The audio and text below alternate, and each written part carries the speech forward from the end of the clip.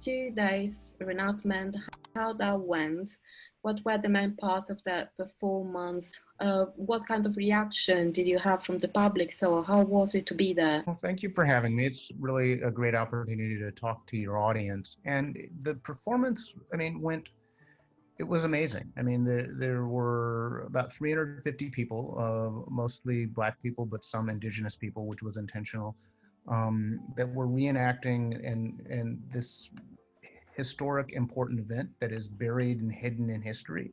But it was, as you pointed out, the largest rebellion of enslaved people in U.S. history. And so we wanted to have the past and the present commingle. And so we had 500 people in period costume marching for 2 days, covering 26 miles, chanting "On to New Orleans, freedom or death, we're gonna end slavery, join us." We marched past oil refineries and big box stores, gated communities and trailer parks. To say the least, it was a startling sight for armed Black people with machetes and muskets and sickles and sabers to be marching through contemporary exurban United States.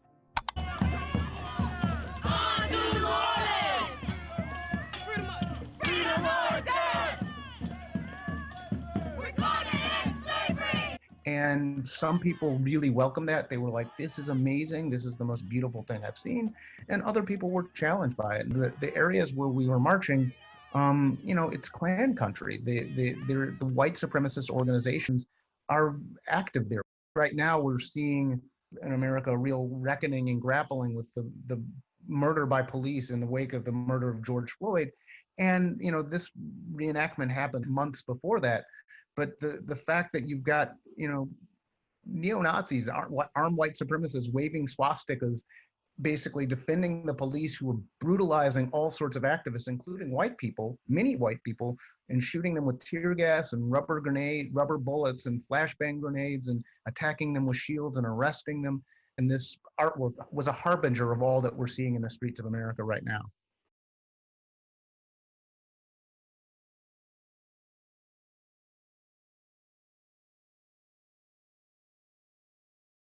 This was a community engaged project, and so it was not just me hiring a bunch of actors. It was actually a long process, about 6 years, of talking with lots of different people in the community. And the arts organization that sponsored the project was TENA, which is a New Orleans-based arts organization.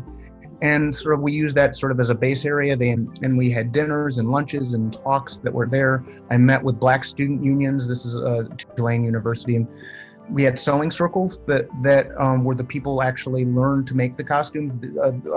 The person on the right, Sly, was making his own costume. He didn't know how to sew before that, but our costume department taught people how to sew. Some people made their own costume. Other people, like the woman on the left, was making costumes for other people. We did walking practice. We had to figure out, could we walk 26 miles over the course of 2 days? And also, would we be walking through areas where it would be safe to do that? Would we be walking through communities that would have dogs that would be off a leash or something like that?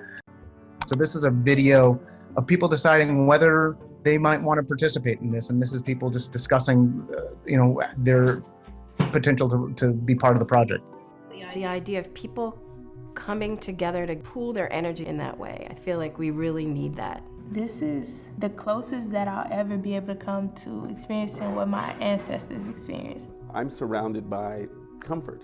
So what happens if I eliminate all that and just the only connection that I have is with the people and the purpose? It's important for this generation to know that you're not the descendants of slaves, you're descendants of people that were enslaved, and you're at your current position because of the resistance. To know that your ancestors fought is enough to build up a sense of dignity.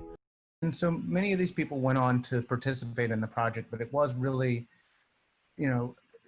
deep conversations about why this history mattered, and that's the basis on which people participated. And these conversations were actually part of the artwork. They're a hidden part that most people didn't see, but it's actually, as a socially engaged project, these conversations are much the heart of the project.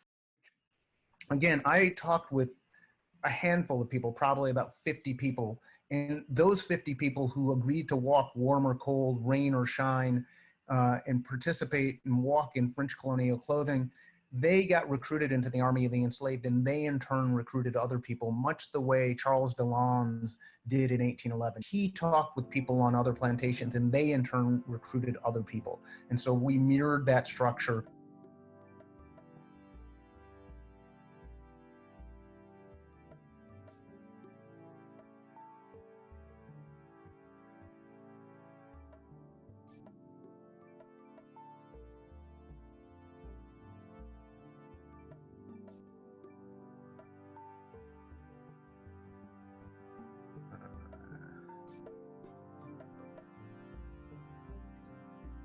This particular setting was something that was very spontaneous. It was near the end of the reenactment. We had walked in the River Parishes for about 24 miles at that point.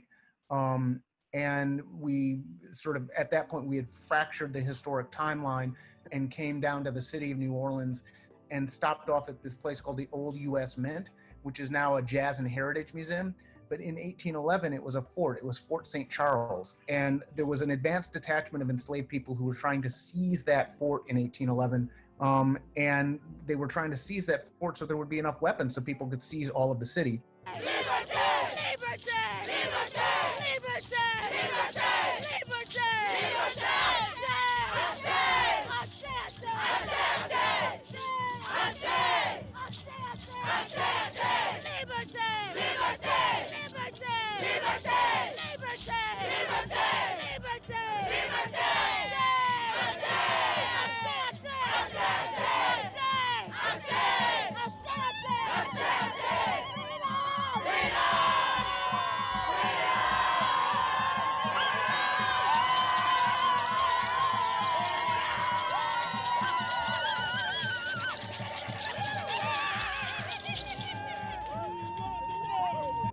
This was the high point of the movement. It was not quite the end, but it was at this mint.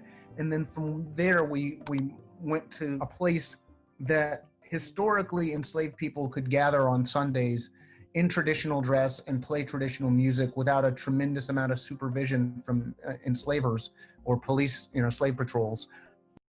Without Congo Square and a couple other places like it, you don't get contemporary American culture, specifically music culture, because the rhythms were preserved in that location. It laid the foundations for jazz, but also blues, rock and roll, hip hop, funk, trap, trance, disco, any contemporary music that has the rhythms that originated in West Africa were because of Congo Square. And so when we got to Congo Square, we flipped from a military campaign to a cultural celebration, and it was a party. And I love the fact, I really want to remark again, the fact that this is not, of course it is also a project about slavery, but it's not just a project about slavery, it is much beyond that. And really is about freedom, emancipation, social justice, and this goes across races and across times. Yeah. No, I mean, I think it's just enslaved people were not just passively remaining enslaved. They were resisting and they were fighting and they were trying to free themselves every single day. And then think, well, how does that apply today? For youth who are trying to stop police brutality, or activists that are trying to stop the destruction of global climate change.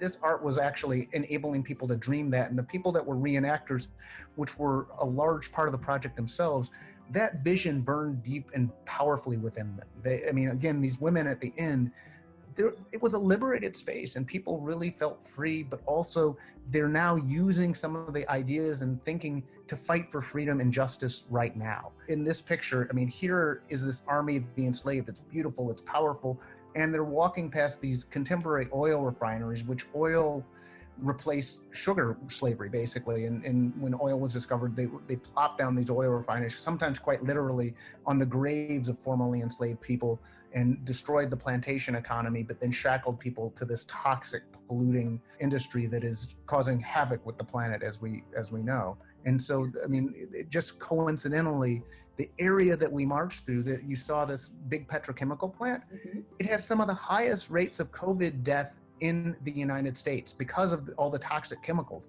And so a lot of people that were participating in slavery rebellion reenactment are also activists fighting for justice, so that poor people and a lot of poor Black and Latino people that work in that region don't die because of a disease and the negligence, the criminal negligence of this government, but also the corporations in that area that are putting profit above human life.